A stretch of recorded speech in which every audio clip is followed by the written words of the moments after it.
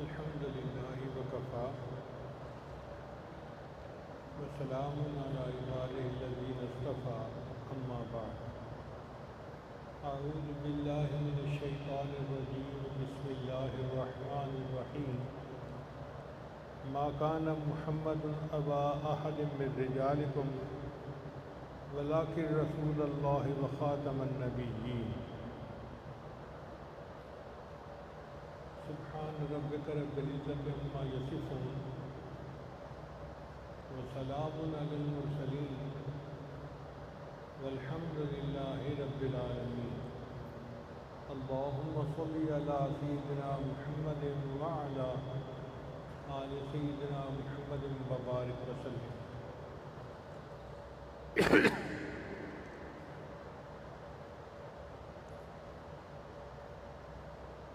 آج مجلس عالمی تحفظ ختم نبوت کا اجلاس ہے چنوٹ میں۔ دل کی بڑی تمنا تھی کہ میں خود وہاں حاضر ہوتا، مگر طبیعت نے ساتھ نہیں دیا تو میں نے اپنے دونوں بیٹوں کو وہاں بھیج دیا۔ اس وقت صورتحال یہ ہے کہ جسم یہاں ہے اور دل وہاں ہے۔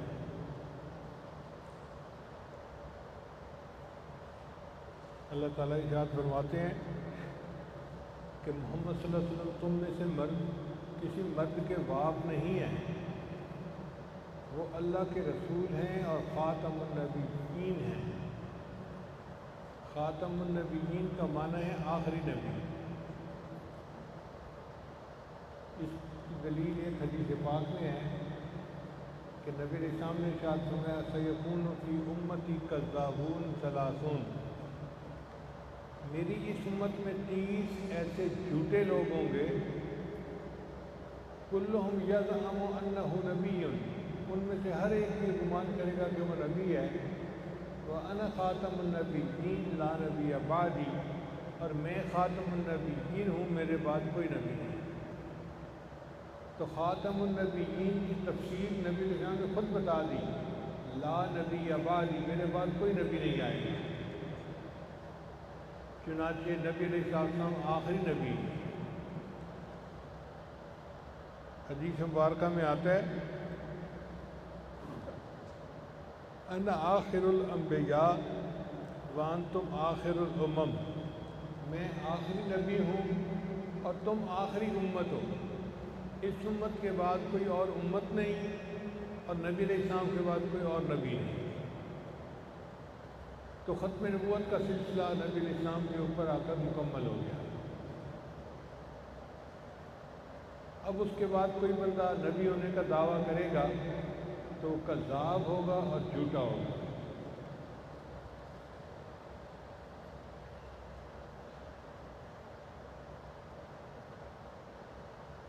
چنانچہ کچھ عرصہ پہلے قادیان کا ایک آدمی تھا جس کا نام تھا غلام احمد، اس نے نبوت کا دعویٰ کیا۔ ہمارے حساب سے وہ 100% جھوٹا، کذاب اور دجال۔ سوال ہی نہیں پیدا ہوتا کہ وہ اللہ کا نبی تھا۔ جب نبی علیہ السلام نے فرما دیا لا نبی بعدی، میرے بعد کوئی نبی نہیں آئے گا، تو اب نبی ہونے کا کوئی امکان ہی نہیں۔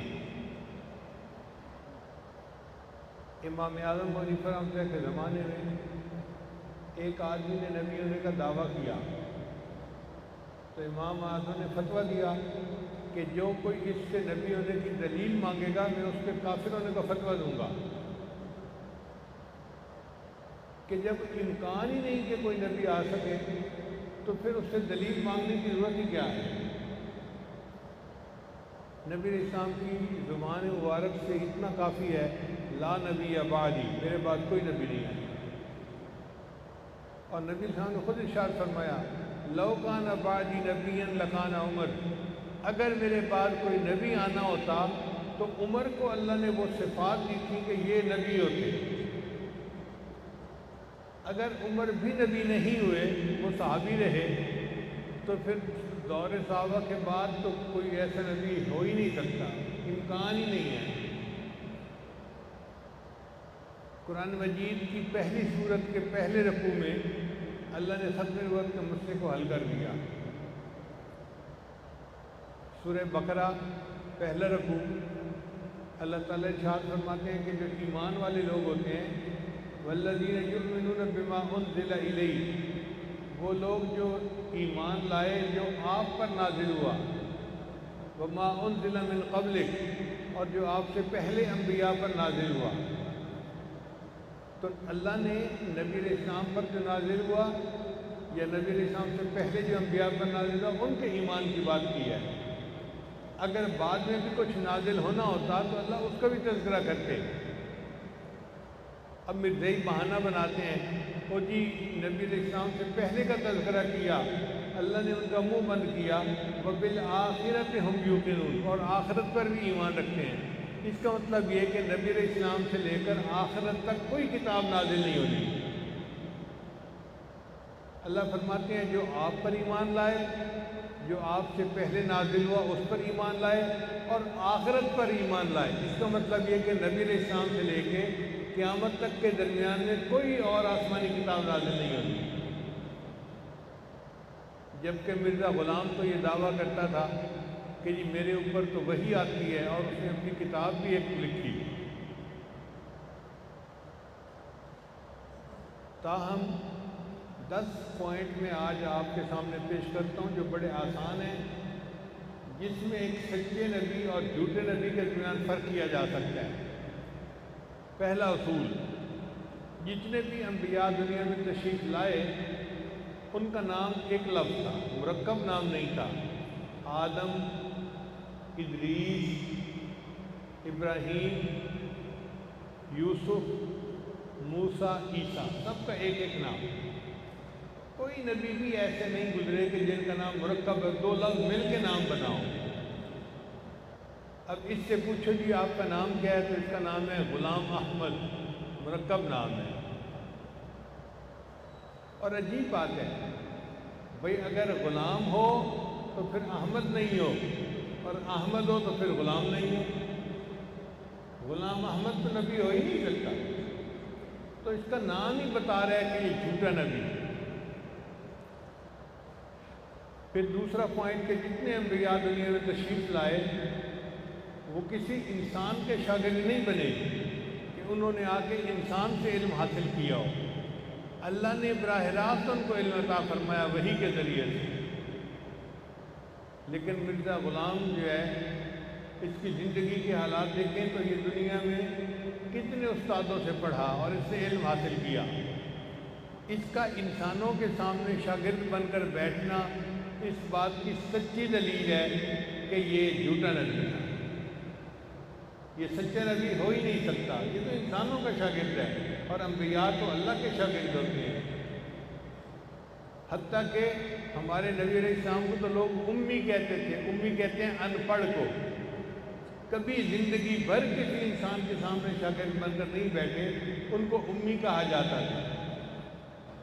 تو اس دلیل کو سامنے رکھ کے دیکھا جائے تو بھی پتہ چلتا ہے کہ مرزا غلام جھوٹا نبی تھا۔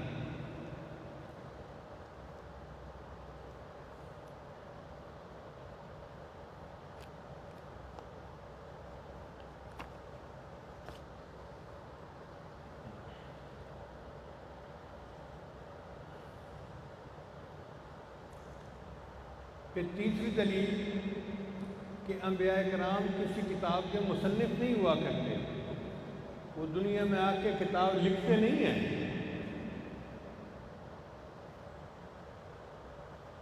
جبکہ مرزا غلام احمد نے اپنی زندگی میں تو درجنوں کتابیں لکھی، تو اس کا درجنوں کتابیں لکھنا اس بات کی دلیل کہ یہ جھوٹا نبی ہے۔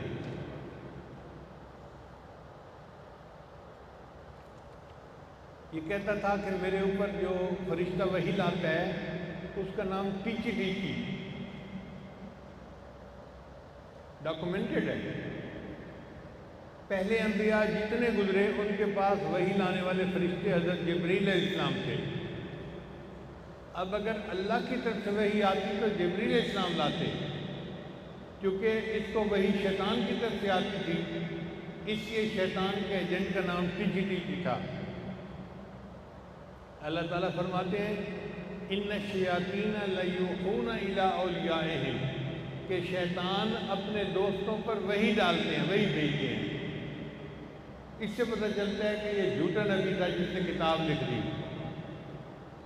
ایک دفعہ مجھے خیال آیا کہ بھئی اس نے جو کتاب لکھی ہے وہی کی تو پڑھے تو صحیح، تو میں نے وہ کتاب منگائی۔ اس میں سے لکھا کہ مجھے اردو میں بھی وحی آئی، عربی میں بھی وحی آئی، فارسی میں بھی وحی آئی، پنجابی میں بھی وحی آئی، اور عبرانی زبان میں بھی وحی آئی، اور ایک ایسی زبان میں وحی آئی جو میں ہی نہیں جانتا۔ اب آپ غور کریں، جھوٹا ہونے کے لیے اتنا ہی کافی ہے۔ بھئی جب وحی کو آپ ہی نہیں سمجھتے تو آپ کی امت کیا سمجھے گی؟ تو خود اپنے آپ سے لکھا اس نے کہ ایک ایسی زبان میں وحی نازل ہوئی جو میں بھی نہیں جانتا۔ ایسا جھوٹا نبی تھا۔ پھر بھی میں نے کہا کہ چلو میں اس کا انگلش کا پورشن پڑھتا ہوں۔ تو جو انگلش کی وحی تھی اس پہ لکھا ہوا تھا کہ مجھے ٹیچی نے آ کر کہا گو ٹو ضلع پشاور۔ بیچارہ انگریزی پڑھا ہوا نہیں تھا، اس کو یہ نہیں پتا تھا کہ انگریزی میں ضلع کو ڈسٹرکٹ کہتے ہیں، تو کہنا تو یہ تھا کہ گو ٹو ڈسٹرکٹ پشاور اگر انگلش میں ہوتی، مگر اس نے کہا کہ جی مجھے وہی آئی ہے گو ٹو ضلع پشاور۔ اب اس کی وحی کی کتاب، اس کی وحی پڑھ کے بھی پتہ چلتا ہے کہ یہ جھوٹا نبی تھا، پکا جھوٹا۔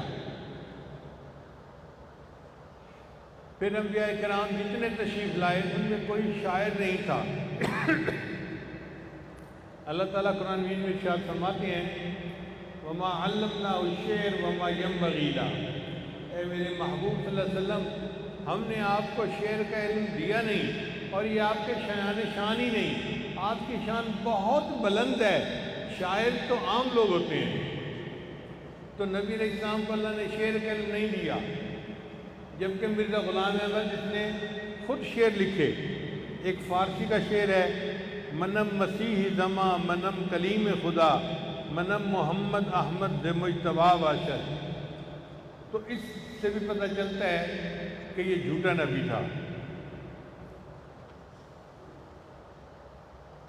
پھر اگلی دلیل کہ جتنے انبیاء تشریف لائے ان کی میراث نہیں ہوتی۔ نبی اسلام نے فرمایا کہ انبیاء کی وراثت نہیں ہوتی، وہ دنیا میں کچھ نہیں چھوڑ کے جاتے۔ چنانچہ نبی اسلام کی بھی کوئی میراث نہیں تھی، جبکہ مرزا غلام جب مرا تو اس کی وراثت اس کی اولاد کے اندر باقاعدہ تقسیم ہوئی۔ تو اس سے بھی پتہ چلتا ہے کہ یہ جھوٹا نبی تھا۔ پھر نبی اسلام نے ارشاد فرمایا کہ جو نبی کی بیوی ہوتی ہیں وَأَزْوَاجُهُ أُمَّهَاتُهُمْ، وہ امتیوں کے لیے ماں کی مانند ہوتی ہیں، امتی کا اس سے نکاح نہیں ہو سکتا کیونکہ وہ نبی کی بیوی ہے۔ جبکہ مرزا غلام جب مرا تو اس کی بیوی نے حکیم نور الدین کے پاس رہنا شروع کر دیا۔ لوگوں نے حکیم نور الدین سے پوچھا کہ یہ کون ہے؟ اس نے کہا جی میری بیوی ہے۔ عورت سے پوچھا کہ تم کیا ہو؟ کہنے لگی میں تو ان کی باندھی ہوں۔ بہرحال باندھی یا بیوی، مقصد تو یہی ہوا نا کہ اس کی بیوی پھر بعد میں اس کے خلیفہ کے استعمال میں رہی۔ تو اس سے بھی پتہ چلتا ہے کہ یہ جھوٹا نبی تھا۔ انبیاء کرام ظاہری عیوب سے پاک ہوتے ہیں، اللہ تعالیٰ ان کو حسن و جمال دیتا ہے کہ ان جیسا حسین کوئی دوسرا ہو نہیں سکتا۔ نبی علیہ السلام کو اللہ نے کتنا حسن و جمال دیا تھا کہ حسان بن ثابت نے کہا وَأَحْسَنَ مِنْكَ لَمْ تَرَ قَطُّ عَيْنِي وَأَجْمَلَ مِنْكَ لَمْ تَلِدِ النِّسَاءُ خُلِقْتَ مُبَرَّأً مِنْ كُلِّ عَيْبٍ كَأَنَّكَ قَدْ خُلِقْتَ كَمَا تَشَاءُ۔ اے محبوب، آپ تو اتنے خوبصورت پیدا ہوئے ہیں، لگتا ہے کہ آپ من مرضی کا حسن لے کر دنیا میں آئے ہیں۔ تو میرے آقا اتنے حسین تھے، اور یہ مرزا غلام جو تھا یہ تو آخری عمر میں آ کے ایک آنکھ سے بھینگا ہو گیا تھا، اس کو نظر نہیں آتا تھا، ویسے بھی آئی سائٹ اس کی کم تھی۔ چنانچہ ایک آدمی ان کو فجر کے بعد ملنے کے لیے آیا تو مرزا صاحب عجیب سی شلوار پہن کے باہر آ گئے. اس نے کہا کہ مرزا صاحب آپ نے یہ کیسی شلوار پہنی ہوئی ہے؟ کہتے ہیں ہو غلطی ہو گئی، میں اپنی بیوی کی شلوار پہن کے آ گیا ہوں. اب جو اتنا مخبوط الحواس انسان ہو کہ اس کو اپنی شلوار اور اپنی بیوی کی شلوار میں فرق کا پتہ نہ چلے، وہ نبوت کا دعویٰ کیسے کر سکتا ہے؟ جھوٹا نبی.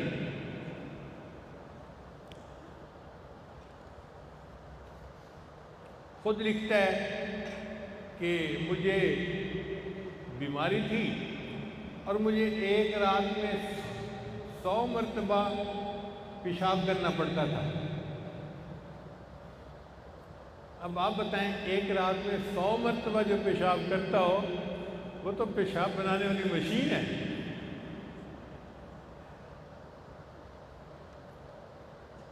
ایسا مرض اللہ انبیاء کو نہیں دیتے.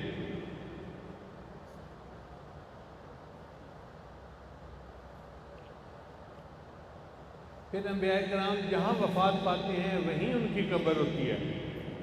نبی علیہ السلام نے حجرہ عائشہ صدیقہ میں وفات پائی اور وہیں ان کی قبر مبارک بنی، وہیں آپ مدفون ہوئے. اور مرزا غلام جو تھا، اس کو تو موت آئی بیت الخلاء کے اندر، ٹوائلٹ کے اندر. تو ہمارے حساب سے تو اس کی قبر پہ ٹوائلٹ میں ہی بننی چاہیے تھی. تو اس سے بھی پتہ چلتا ہے کہ یہ جھوٹا نبی تھا.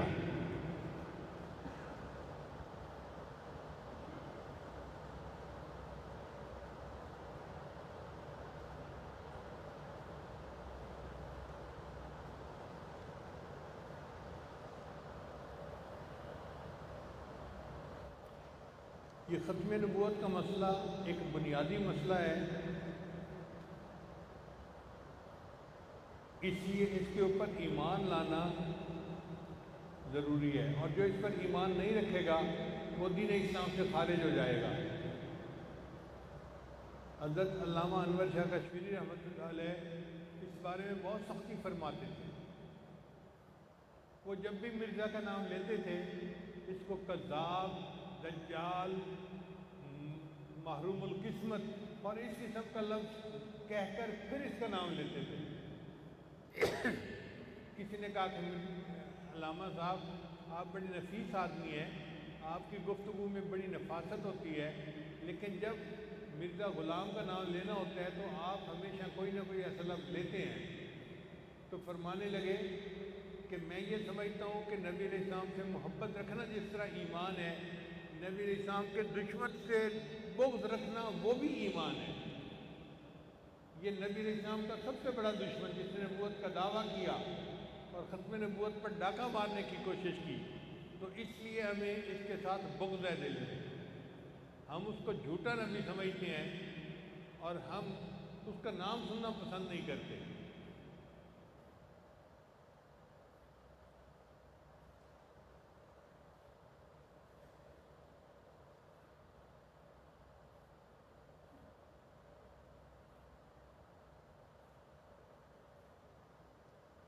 ایک مرتبہ علامہ انور شاہ کشمیری رحمۃ اللہ قادیان گئے. ان کے شاگرد حضرت مفتی محمد شفیع رحمۃ اللہ بھی ساتھ تھے. تو ایک مسجد میں بیٹھے تھے کہ علامہ انور شاہ کشمیری رحمۃ اللہ نے ایک ٹھنڈی سانس لی. تو مفتی صاحب نے پوچھا حضرت خیریت تو ہے؟ فرمان لگے ہم نے تو اپنی زندگی ضائع کر دی. ان کا حضرت آپ کے ہزاروں شاگرد ہیں، کون سا ملک ہے جہاں آپ کے شاگرد موجود نہیں ہیں؟ آپ نے اتنا دین کی خدمت کی ہے، آپ بخاری کا درس دیتے ہیں، مسلم شریف کا درس دیتے ہیں، آپ نے اگر زندگی ضائع کی تو پھر ہمارا کیا بنے گا؟ تو حضرت نے فرمایا کہ دیکھو، میں پوری زندگی احادیث پڑھاتا رہا اور اس میں فقہ حنفی کی دلائل دیتا رہا، اور اصل کام تو یہ تھا کہ جس نے ختم نبوت پہ ڈاکہ ڈالا میں اس محاذ پہ کام کرتا اور ثابت کرتا کہ مرزا غلام احمد جھوٹا نبی ہے. تو یہ اتنا اہم مسئلہ ہے. اللہ تعالیٰ ہمارے ایمان کی حفاظت فرمائے. اب آپ یہ سوچیں کہ کوئی اگر اس کو نبی کہتا ہے تو ہم اس سے دلیل بھی نہیں مانگ سکتے، کیونکہ امکان ہی نہیں تو دلیل کیا مانگیں.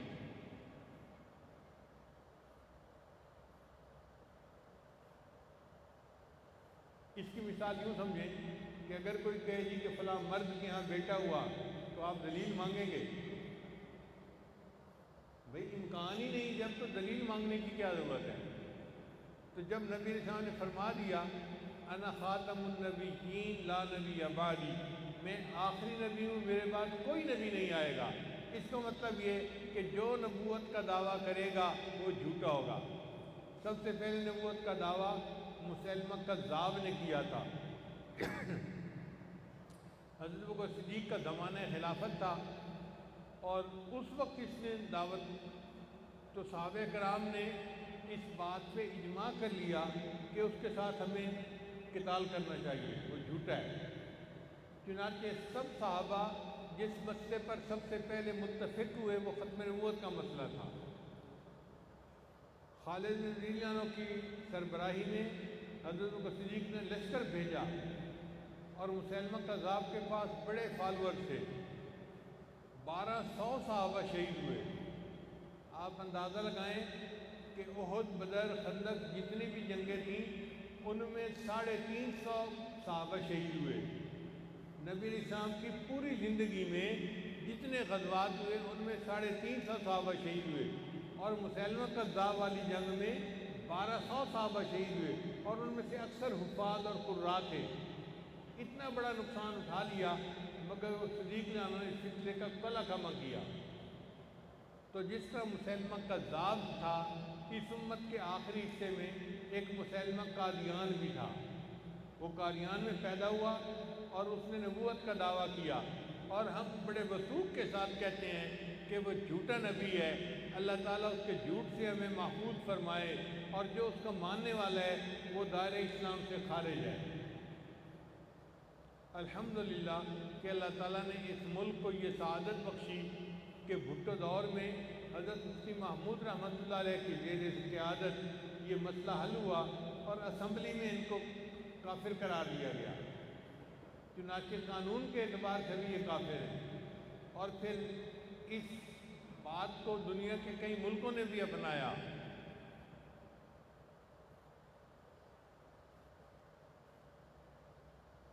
چونکہ ان کی پشت پناہی ان کے انگریز کر رہے ہیں، یورپ، امریکہ، اسرائیل سب ان کے پیچھے سے ہمت دلانے والے ہیں،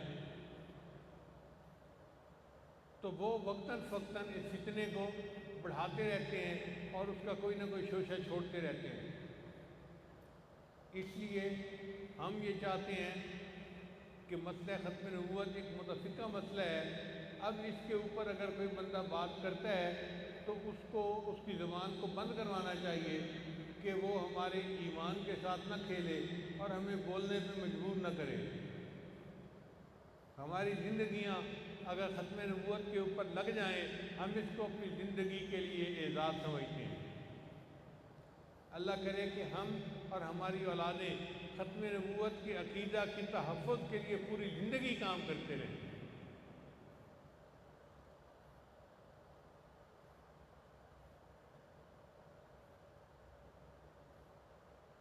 بعض لوگ ایک سوال پوچھتے ہیں کہ جی پہلے بھی انبیاء ہے مگر ان کے فالوور تھوڑے سے تھے اور ایک خاص علاقے میں تھے، اور پھر چند سالوں کے بعد وہ فتنہ ختم ہو گیا،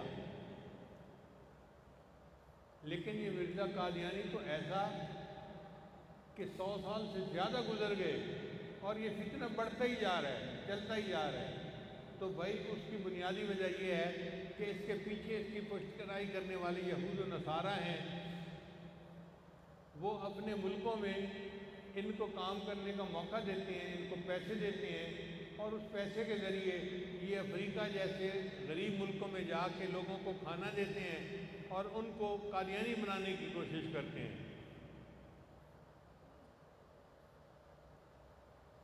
تو اس لیے اس سے متاثر ہونے کی ضرورت نہیں ہے کہ یہ عالمی سطح پہ پھیل رہا ہے۔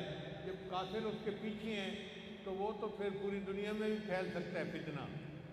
بہرحال ختم نبوت کا عقیدہ اس کے اوپر آپ مضبوط رہیے اور نبی علیہ السلام کو خاتم النبیین سمجھیے، اور فوراً دل میں یہ بات آئے کہ نبی السلام نے فرما دیا لا نبی بعدی، اس کے بعد اب کسی سے دلیل مانگنے کی ضرورت ہی نہیں ہے۔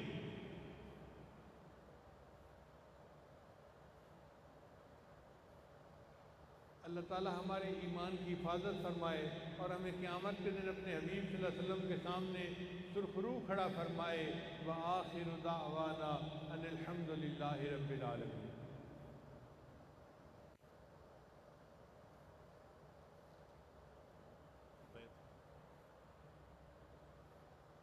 دعا سے پہلے توبہ کے کلمات پڑھائے جائیں گے۔ بہت سارے لوگ بیعت کی نیت سے آتے ہیں، پھر موقع نہیں ملتا، تو جو بیعت کی نیت سے آئے ہیں وہ بیعت کی نیت کر لیں، جو پہلے سے بیعت ہیں وہ تجدید بیعت کی نیت کر لیں، اور یہ کلمات ساتھ ساتھ پڑھتے جائیں۔ پڑھیے بسم اللہ الرحمن الرحیم، لا الہ الا اللہ محمد الرسول اللہ، آمنت باللہ وملائکتہ وکتبہ ورسلہ والیوم الآخر والقدر خیرہ وشرہ اللہ تعالی والبعث بعد الموت، آمنت باللہ کما ہوا باسمائہ وصفاتہ وقبلت جمیع احکامہ اقرارا باللسان وتصدیق بالقلب، اشہد ان لا الہ الا اللہ واشہد ان محمدا عبدہ ورسولہ، استغفر اللہ ربی